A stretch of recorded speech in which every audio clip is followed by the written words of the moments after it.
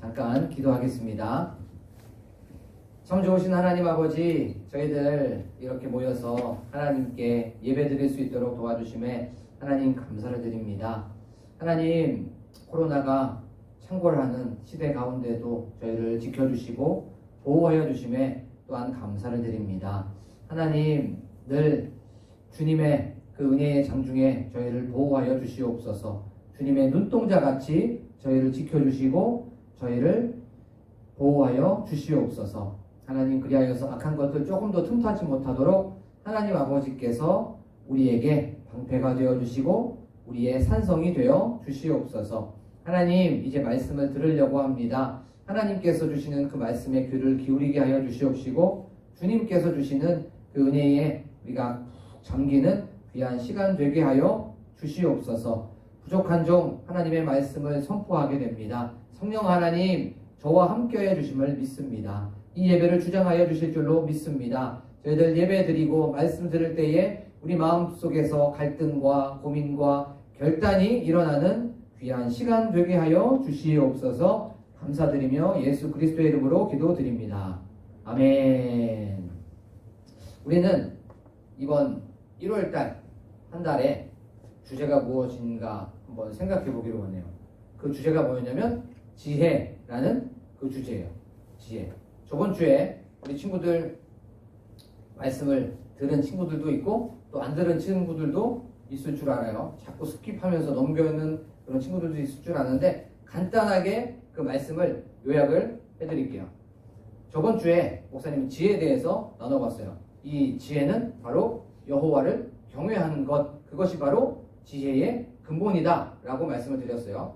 여호와를 경외하는 건 여호와를 여호와로 인정하는 거예요. 사소한 것부터 중요한 것까지 모두 다 하나님께 아뢰고 하나님께 뜻을 구하고 하나님 이렇게 할까요? 하나님 이렇게 할까요? 라고 하면 그 여호와 하나님께서는 우리에게 바로 말씀하여 주시고 또 우리에게 어떻게 가야 될지 방법도 알려주신다는 것에 대해서 말씀을 통해서 나눠보게 되었어요. 그래서 지혜를 세 가지로 구분했습니다. 지혜를. 할렐루야. 이게 무슨 처음 듣는 것처럼 얘기하고 있는데 지혜가 뭘까? 라고 하는 걸 세 가지로 구분했어요. 첫 번째는 지혜는 문제 해결 능력이다 라고 우리가 목사님이 한번 나눠봤어요. 지혜는 문제 해결 능력이다. 어떤 사람이 저 사람 지혜 있어 라고 하는 그 사람의 공통적인 모습은 문제가 있었을 때 그것을 해결하는 능력이 굉장히 빨라요. 그렇죠? 그리고 두 번째는 상황을 대처하는 능력이다. 어떤 상황이 있고 이것이 내가 빨리빨리 대처할 수 있는 그 상황 대처 능력, 상황을 판단할 수 있는 능력이 바로 지혜다 라고 우리가 나눠봤어요. 그리고 세 번째는 바로 옳고 그름을 구분할 수 있는 능력이다 라고 하면서 지혜에 대해서 나눠봤어요. 그런데 이 지혜는 바로 하나님을 경외하게 될 때, 하나님을 두려워하고 하나님을 인정하게 될 때 바로 그것을 통해서 하나님은 우리에게 말씀해 주신다는 거예요. 너네들 오른쪽으로 가야 된다, 아니면 왼쪽으로 가야 된다, 너네 그거 만지면 안 돼 라고 하면서 우리에게 계속 이 마음속이나 아니면 생각 속에 계속 소리를 부어주신다는 거예요. 그게 바로 여호와 하나님께서 주시는 지혜예요. 그것은 바로 하나님을 두려워하였을 때, 하나님을 높여드리고 하나님을 인정했을 때 바로 하나님께서 우리에게 부어주신다는 거예요. 오늘은 바로 내게 무엇을 줄꼬 라고 하는 이 제목을 가지고 잠깐 말씀을 나눠볼게요. 내게 무엇을 줄꼬. 쉽게 말하면 내 소원이 무엇이냐 라고 하는 이런 제목이에요. 우리 알라딘이라는 영화 있죠. 알라딘이라는 영화. 만화로도 나오고 또 책으로도 많이 봤어요. 알라딘이라는 영화에 보면 어떤 램프 하나가 등장하게 되죠. 그죠? 그 램프를 등장하게 되는 그 램프가 등장하고 그 램프를 막 비비면 누가 나와요? 진이라는 그 존재가 나오게 돼요. 그 진이라는 존재가 나와서 소원 세 가지를 말하라고 얘기하고 있다는 그 이야기를 우리는 알 수가 있어요. 만약에 하나님께서 우리 친구들에게 만약에요 내게 무엇을 줄꼬 라고 하면 우리 친구들은 무엇을 달라고 할 것 같아요? 나는 돈이 필요합니다. 아니면 나는 외모를 좀 더 이쁘게 했으면 좋겠어요. 아니면 나는 좀 지혜가 있었으면 좋겠어요. 아니면 나는 좀 힘 좀 있었으면 좋겠어요 라고 하면서 계속 어떤 내가 부족하고 또 결핍되어 있는 것을 얘기할 거예요. 오늘 보니까 솔로몬이 바로 그런 상황에 있었던 거예요. 그렇죠? 오늘 좀 많이 말씀을 읽었지만 하나님께 솔로몬이 무엇을 구했는데 하나님께서는 1+2 하나를 구하지도 않았는데 그것을 구하지도 않았는데 불구하고 우리 3개나 받은 그 솔로몬의 이야기를 잠깐 한번 나눠 볼게요. 자, 솔로몬이 하나님께 1000번제를 드렸어요. 그러니까 지금으로 보자면 예배를 한 1000번 드리게 된 거예요. 한 1000번.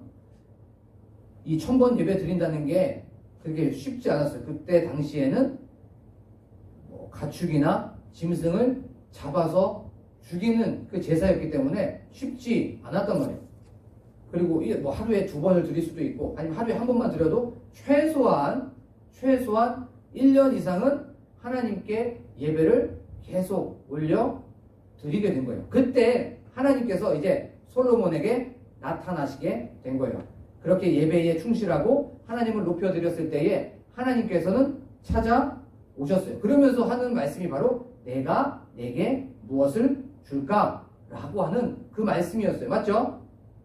하나님께 열심히 내 마음도 드리고 또 헌신한 그 솔로몬에게 하나님은 찾아오신 거예요. 우리가 하나님께 무엇을 얻고 우리가 하나님께 무엇인가 아뢰기 전에 먼저 우리가 하나님께 먼저 찾아가고 먼저 하나님께 뭔가 높여드리고 하나님께 예배하면서 나아가는 우리 친구들이 되기를 간절히 소망합니다. 그때 하나님께서는 찾아오신다는 거예요. 자, 그때 이제 하나님께서는 뭐라고 말씀하시냐면 내가 내게 무엇을 줄까? 라고 말씀해 주셨어요. 그런데 솔로몬이 뭐라고 얘기하냐면 오늘 말씀이 이렇게 말하고 있어요. 솔로몬은 저는 작은 아이입니다. 저는 작은 아이입니다. 듣는 마음을 주시옵소서 라고 말하고 있어요. 듣는 마음, 지혜를 달라고 얘기하는 게 아니었어요. 듣는 마음을 달라는 건 하나님의 음성을 듣는 마음을 달라고 했던 거예요. 하나님의 음성을 듣는 마음을 왜 달라고 했었을까? 왜냐하면 그의 아버지가 다윗이었죠. 다윗은 성군이었단 말이에요. 너무나도 위대한 그 다윗이 아버지였기 때문에 자기는 너무나도 다윗에 비하면 초라할 수밖에 없었던 거예요. 그래서 겸손하게 저는 아이입니다. 저는 아무것도 할 줄 모릅니다. 저는 판단할 수 아는 그런 지혜도 없습니다. 라고 하면서 하나님의 음성을 듣는 그 마음을 주시옵소서. 그러면서 주의 백성들을 잘 재판할 수 있고 잘 다스릴 수 있고 통치할 수 있는 그 하나님의 마음을 주시옵소서 라고 얘기를 하게 된 거예요. 그리고 나서 뭐라고 하냐면 선악을 분별할 수 있는 그 능력을 허락하여 주시옵소서 라고 말씀하고 있음을 보게 돼요. 참 이 솔로몬 하나님께 은혜를 받을 수밖에 없었다는 것을 우리는 알 수밖에 없어요. 하나님이 내가 내게 무엇을 줄까? 라고 하면 하나님 저에게 힘도 주세요. 하나님 저에게 뭐 능력도 주세요. 하나님 이 모든 것들을 다 다스릴 수 있는 저에게 총기도 주세요. 라고 할 수 있는데 뭐라고 얘기했냐면 하나님 저는 부족합니다. 저는 연약합니다. 이 백성들을 잘 다스릴 수 없습니다. 하나님의 마음, 하나님의 음성을 듣는 마음을 주시옵소서 라고 얘기하게 되었어요.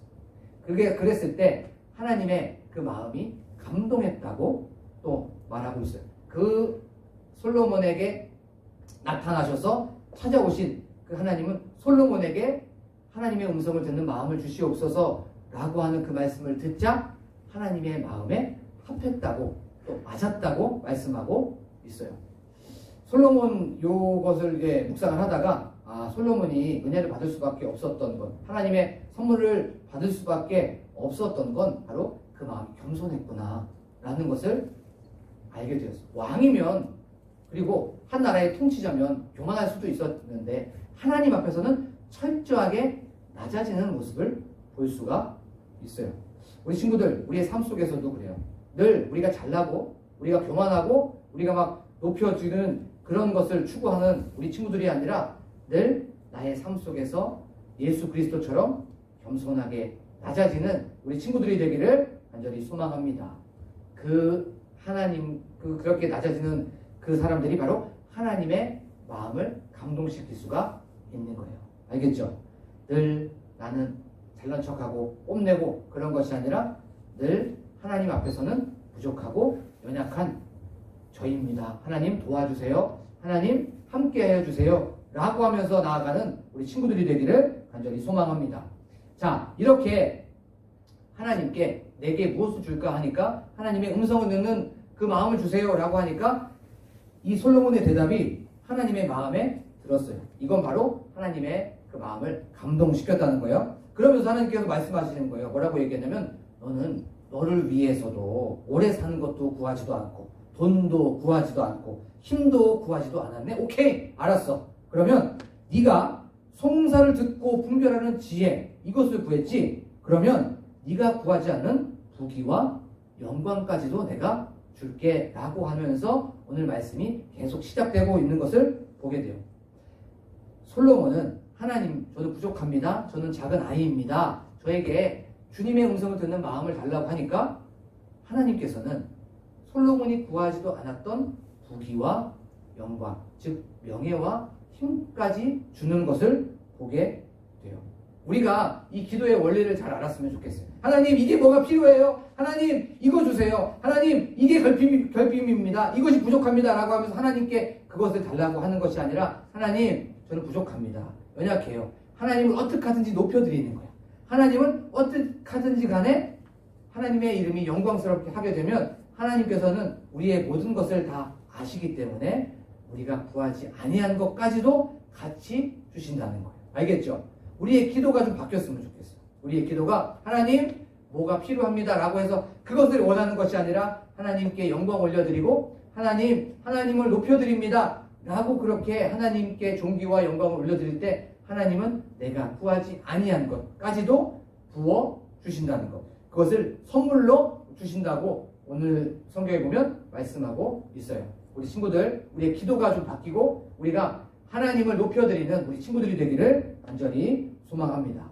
자, 이제 하나님께 지혜를 얻은 그 솔로몬, 사람들이 몰려들기 시작한 거예요. 뭐라고 몰려들냐면, 야, 솔로몬 굉장히 똑똑하대. 들어봤어? 솔로몬 굉장히 지혜가 있다는데? 라고 하면서 사람들이 몰려들기 시작했어요. 그리고 어떻게 됐냐면 솔로몬이 살 동안 굉장히 강대해졌다고 성경은 말씀하고 있어요.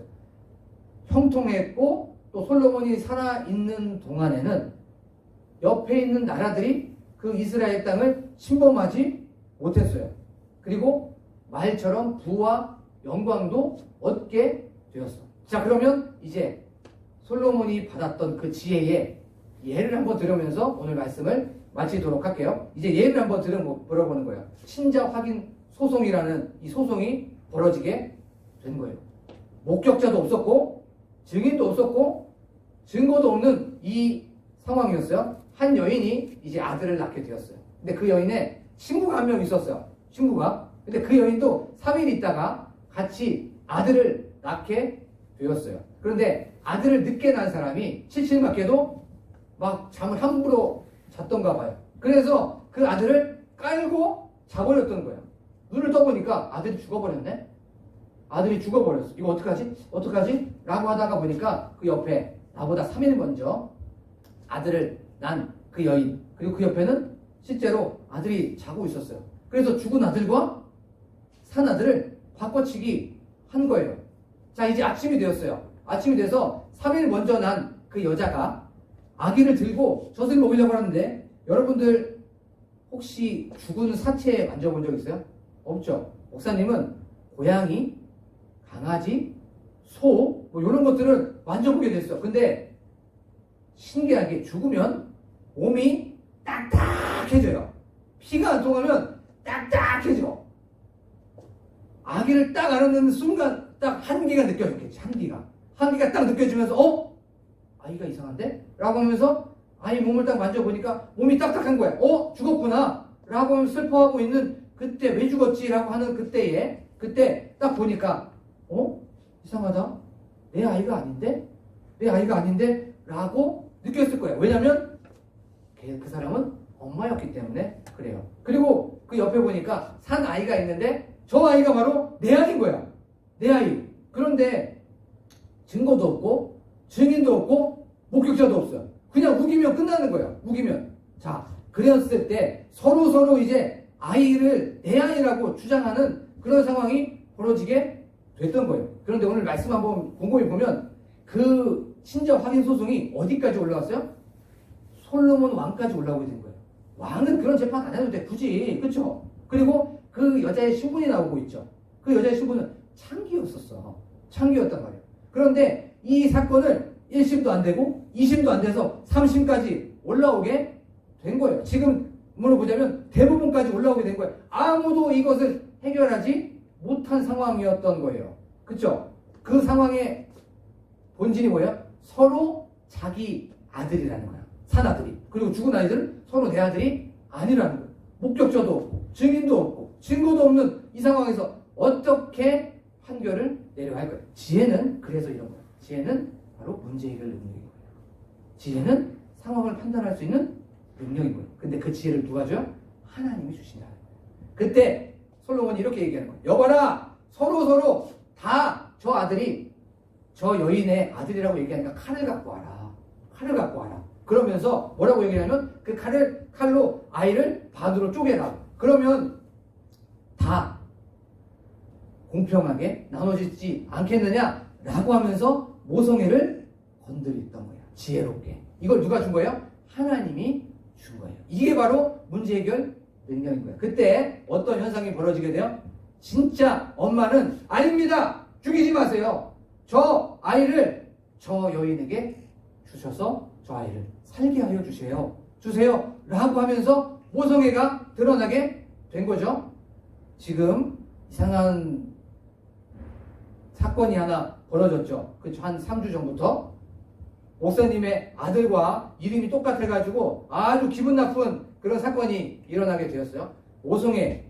진짜 정상적인 부모는 그 아이를 어떻게 하든지 간에 포용하려고 하고 조금이나마 상처가 안 받았기를 원하는 것이 바로 진정한 사랑의 엄마, 사랑을 갖고 있는 엄마의 마음이에요. 그런데 또 다른 그 여자 한 명 있었죠. 그 여자는 뭐라고 했어요? 왕이시여, 그렇게 하소서. 반으로 갈라서 이 아이를 나도 못 갖게 하고 저 여자도 못 갖게 하소서라고 얘기를 하게 돼버린 거예요. 자, 이제 솔로몬이 어떤 판결을 내리게 되었을까요? 저 아이를 죽이지 마라. 그 아이를 첫 번째 저 여자에게 주어라. 저 여자가 진짜 엄마다 라고 하면서 지혜로운 판결을 내리게 되었어요. 우리 친구들, 이 지혜가 어디서부터 왔을까요? 이 지혜가 바로 여호와 하나님이 알려주신 거예요.